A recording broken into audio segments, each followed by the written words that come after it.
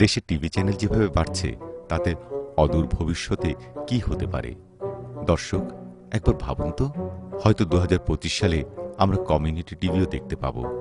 কেমন হবে সেই টিভির চেহারা? চলুন দেখে আসি সেরকম একটি কমিউনিটি টিভি, বরিশাল টিভির কার্যক্রম। এখন বাজার সদাই দিন দিন বাড়তেই আছে। বাজারের জিনিসপত্রের দাম সদাইপাতি কিনা মানুষের মাথা দিয়ে ধুলা উড়ে যাইতে আছে। সয়াবিন তেলের দাম 3 টাকা বাড়ছে লিটারে। আসুক্কা পোলার চালের দাম কেজিতে 20 টাকা বাড়ছে। সিঙ্গুর মাছ, ভেটকি মাছের দাম কিছুটা কমলেও মুরহার দাম বাড়ছে কেজিতে 5 টাকা। আর এইয়া লইয়া সাধারণ মানুষের মধ্যে ক্ষোভ বিরাজ করতে আছে। বাজার ঘোরাঘুরি কইরা রিপোর্ট করছে মিজান সবুজ। শেরশার আমলে বলে টাহায় 8 মণ চাল পাওয়া যাইত, আর বরিশাল চক বাজারে মোটা চাউলের কেজি 40 টাকা।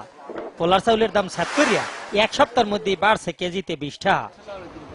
সোয়াবিন তেলের দাম লিটারে আবারও 3 টাকা বাড়ছে। এখন তো শীত শেষ হয়ে গেছে, এই লিগে সবজির বাজার একটু চেতা। যে কদু 2 সপ্তাহ আগে 20 টাকায় মানুষে কিনছে, এখন হইয়া 40 টাকায় বিয়ায়। লাল হাক কদু হাগের দাম আগের না হানি আছে।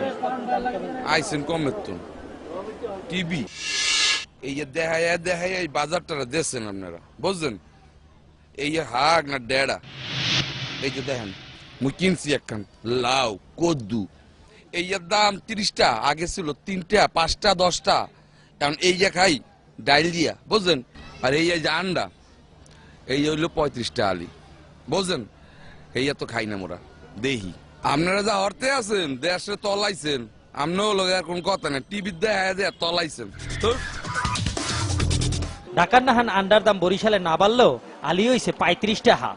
মাছের বাজার কিছুটা ঠিক থাকলেও সিঙ্গুর মাছ, চান্দা মাছ, ভেটকি মাছ, হোল মাছ আর টাহি মাছের দাম একটু বাড়তি চলতে আছে।